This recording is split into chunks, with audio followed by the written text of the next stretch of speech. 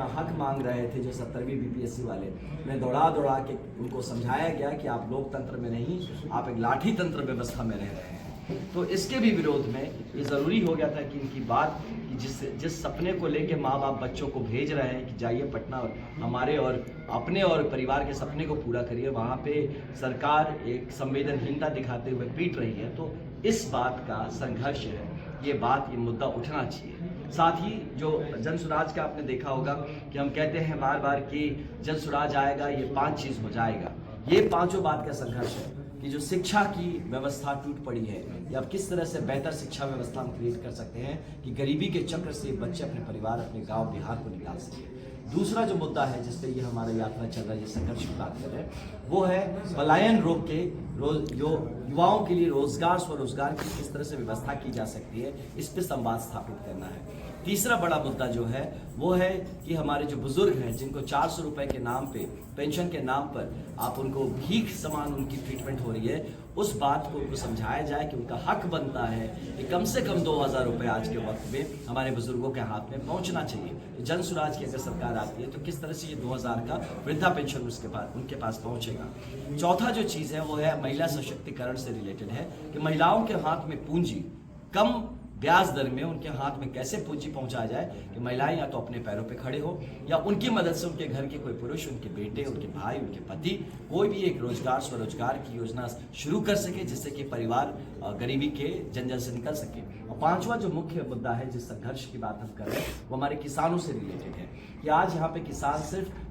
कमाने की नहीं, सिर्फ खाने की खेती करता है कि किसान से काम करके सिर्फ 2 वक्त का रोजी रोटी चल जाए तो वो काफ़ी है। उस किसान का आय कैसे हम दुगना या बढ़ा सकते हैं, जिस तरह से किसान जाके हरियाणा, पंजाब में हरित क्रांति ला सकता है, बिहार में कैसे ला सकता है, नकदी खेती कैसे कर सकते हैं, इसका प्रयोजन है। ये 5 मेन मुद्दे हैं जो संघर्ष का है। साथ में जो ज्वलंत मुद्दा है वो भ्रष्टाचार को रोकने का, क्योंकि जिस तरह से भ्रष्टाचार सरकार में, शासन और प्रशासन दोनों में व्याप्त हो चुका है, कि आज आप छोटे से छोटे काम करने जाते हैं वहां पे भी आपको इसका शिकार होना पड़ता है। इसको लेके लोगों के बीच में जागरूकता जगाने की का प्रयत्न है, और ये संवाद स्थापित करने का प्रयत्न है कि उनका हक, बिहार का हक बनता है कि ईमानदार और मजबूत सरकार बिहार में। हमने बताया कि जैसे सरकार आती है, सबसे पहली बात हम ये करने वाले हैं कि यहाँ पे बहुत सारे इंफ्रास्ट्रक्चर प्रोजेक्ट्स खड़े होंगे। जैसे कि फॉर एग्जांपल आपको शुरुआत में बताएं, मान लीजिए ब्लॉक हुई, हम जब बात करें कि नेतरहाट मॉडल का स्कूल एग्जाम्पल के लिए हर ब्लॉक में शुरुआत होगा, तो इतना बड़ा अगर इंफ्रास्ट्रक्चर प्रोग्राम शुरू होगा, हर ब्लॉक में इमीडिएटली काफ़ी काम क्रिएट होगा।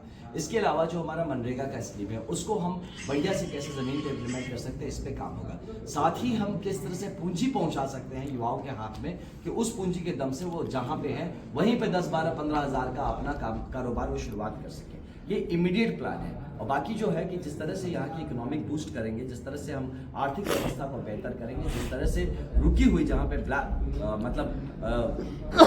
कहाँ जाके फंस गया है, जैसे कि इकोनॉमी आप देखेंगे तो आप कुछ भी करने जाते हैं तो इस भ्रष्टाचार के तंत्र में फंस चुका है, उसको जैसे आप अनलॉक करते हैं तो यहाँ पे इकोनॉमिक पॉसिबिलिटीज बहुत खड़ी होंगी, जिसपे हमारे युवाओं को इमीडिएटली मतलब विद इन फ्यू मंथ्स उनको काम मिलना शुरू हो जाए। क्या लगता है सर बिहार में जातिवाद से देखिए बिल्कुल हट के होगा, क्योंकि सभी कहते हैं इस बात का, तो मुझे लगता है कि जन सुराज अब एक ऐसी राजनीति ला रहा है जो कि अब समीकरण पे बेस्ड नहीं होगा, समावेश पे बेस्ड होगा। तो जन सुराज की नई राजनीति और बिहार की राजनीति समीकरण आधारित नहीं, समावेश आधारित होगा। और ये जब हम मुद्दे, ज्वलंत मुद्दे और मजबूत मुद्दे हम समाज के सामने रखते हैं, बिहार के सामने रखते हैं, लोग इस बात को समझते हैं कि उनका वोट सिर्फ सरकार बदलने के लिए, MP MLA बदलने के लिए नहीं होता है, उनका भविष्य बदलने के लिए हो सकता है, बच्चों की तकदीर बदलने के लिए हो सकता है, उनके वोट से बिहार बदल सकता है। तो जाति से उठकर जरूर वोट देंगे, बशर्ते उनको इस बात को कोई समझा सके, जिसको जनसुराज सफलतापूर्वक कर रहा है।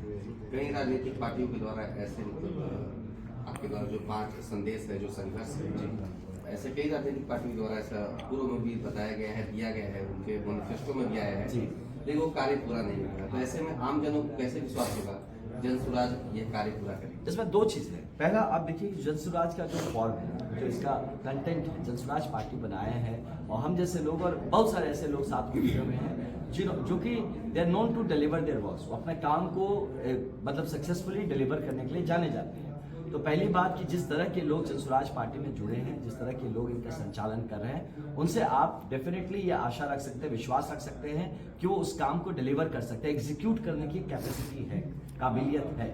दूसरी बात कि आपने सही कहा कि बाकी लोग भी इस तरह के वायदे किए और काम नहीं किए।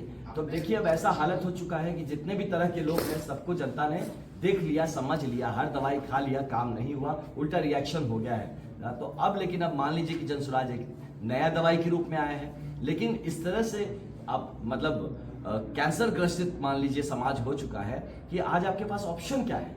तो एक जब अगर नया दवाई मार्केट में आ रहा है जो कि कह रहा है कि हो सकता है इससे ठीक हो जाए, हो सकता है ना हो, लेकिन ये भी तो चांस है कि ठीक हो जाए। तो इसीलिए हम लोग कह रहे हैं कि भैया टेस्ट तो करके देखिए।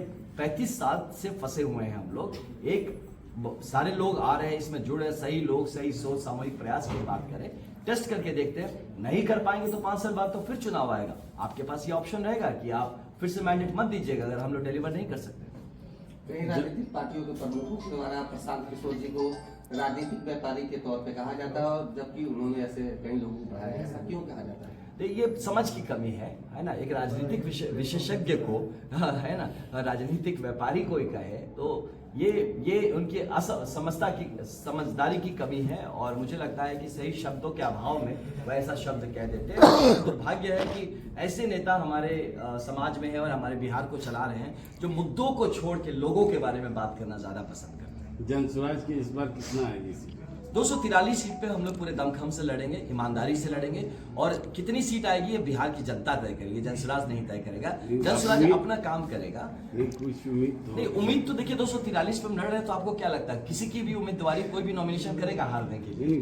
बाकी पार्टियां तो दावा करती है कि हम जितना आ रहा है। नहीं, हम दावा कर रहे हैं इस बात का कि हम 243 सीट मजबूती से लड़ेंगे। हम इस बात का दावा कर रहे हैं कि 243 सीटों पे हम पूरी तरह से फाइट देंगे, और हम इस बात का दावा करते हैं कि अगर जनता ने चाहा तो शायद 243 सीट जीत जाए। जनता के साथ इस बार जो सीट का बंटवारा हुआ सर, ऐसा जैसा कि आप जानते हैं सर कि सीटों के बंटवारे में पैसे की बहुत बड़ी खेल होती है दोनों पार्टियों में, तो ऐसे में जनसुराज कैसे टिक पाएंगे? नहीं, ऐसा नहीं होगा। जनसुराज पार्टी जो है इसी बात पे चल रही है कि जो सही मजबूत लोग हैं वो साथ जुड़ रहे हैं जनसुराज के साथ, और जो हमारे मान लीजिए कमजोर तबके से आ रहे हैं, जो कि होता है जिसके पास न संसाधन है न संगठन है, लेकिन वो फिर भी समाज के लिए काम करना चाहता है, जुड़ना चाहता है, उसमें अगर सिंसियरिटी है, अगर पात्रता है ऐसे कैंडिडेट्स में, तो जनसुराज अपना संसाधन और अपना संगठन दोनों का बल उनके पीछे लगाएगी। वो उनके लिए ऐसा नहीं होगा कि आपके पास पैसे नहीं है तो आप समाज के लिए काम नहीं कर पाएंगे। तो जनसुराज इसी मायने में बाकी पार्टी से अलग है। एक आपसे पर्सनल सवाल है कि आप इंडिया के सबसे बड़े जॉब से आईपीएस से रिजाइन करके जनसुराज में शामिल हुए हैं सर, ऐसे में आपको एक आप सर्विस भी कर चुके हैं और अभी राजनीतिक तौर पे यात्रा कर रहे हैं, ऐसे में दोनों में क्या फर्क है? ऐसे में एक युवाओं पे एक और मैसेज जा रहा है कि क्या जॉब से अच्छा राजनीतिक है या राजनीतिक से अच्छा जॉब? देखिए, दो चीज़ कि फ़र्क ये महसूस हो रहा है मुझे कि मैं अब डायरेक्टली होता है कि लोगों से एक साधारण जनता की तरह मिल सकता हूँ, लोग भी मुझसे आसानी से खुल सकते हैं, और क्योंकि ये मेरा जगह है, मैं बिहार का हूँ और इसके जो इश्यूज़ हैं ये मेरे घर के भी इश्यूज़ हैं, तो मैं अब उन पे डायरेक्टली चोट कर सकता हूँ। मैं मजबूर नहीं हूँ कि मैं सरकार की भाषा बोलूँ, मैं मजबूर नहीं हूँ कि गलत पॉलिसीज़ का भी मैं प्रोटेक्ट करूँ, तो अब मजबूर नहीं हूँ कि मैं जो सही करने का जो दायरा है उसको मैं सीमित अपने पद या पदवी के हिसाब से रखूँ। तो ये सारी चीज़ें हैं जो अलग करता है मेरा राजनीतिक और प्रोफेशनल जो आईपीएस की लाइफ थी। दूसरा, मैं बच्चों से यही कहूँगा कि पहले आप बनिए तो सही, आप पहले बनेंगे उसके बाद ये फैसला करने का आपके पास हक होगा कि आपको क्या करना है। अपने आप को जीवन में बिना प्रूफ किए अगर देखिए राजनीति करिए, लेकिन ऐसा राजनीति मत करिए कि लोग कहें कि अच्छा बच्चा इससे कुछ हुआ नहीं लाइफ में तो ये राजनीति करने लगा। अब मेरे राजनीति करने का आप उद्देश्य समझिए। अगर बिहार सशक्त होता, मजबूत होता, सब बढ़िया चल रहा होता, believe me I love my uniform, मैं कभी आईपीएस नहीं छोड़ता। मैं तो आज भी कहता हूँ कि फिर से जन्म लूंगा, फिर से आईपीएस अफसर बनूंगा, लेकिन क्योंकि मुझे ऐसा लगता है मेरी मिट्टी, मेरी माँ की पुकार मेरे वर्दी और मेरे पर्सनल करियर से कहीं ज़्यादा था।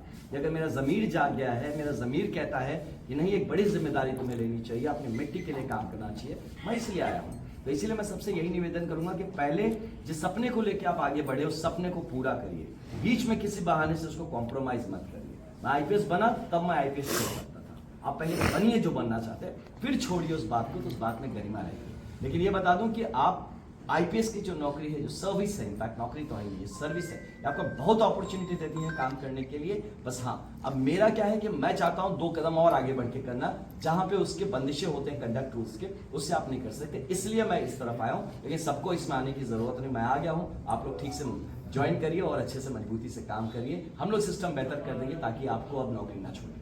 युवाओं से क्या अपील करना चाहते हैं सर? मैं युवाओं से ये अपील करना चाहता हूँ कि देखिए, एक जीवन है, उसको श्रेष्ठ जीवन बनाइए, और आप जिस काम को हाथ में उठा लेते हो उसको जब तक कंप्लीट मत करिए, रुकिए मत। वो सपने देख के माँ बाप ने आपको बड़ा करा है, आपको पढ़ाई लिखाई करा रहे हैं, आपको सुविधाएं देते हैं, उन सपनों को जरूर पूरा करिए और सपनों से कभी कॉम्प्रोमाइज मत करिए। और जिस चीज के लिए, फिर से बता रहा हूँ, जिस चीज के लिए निकले हैं, आधे रास्ते में अगर आप छोड़ रहे हैं तो आप believe me, you will be called a loser. Don't be that.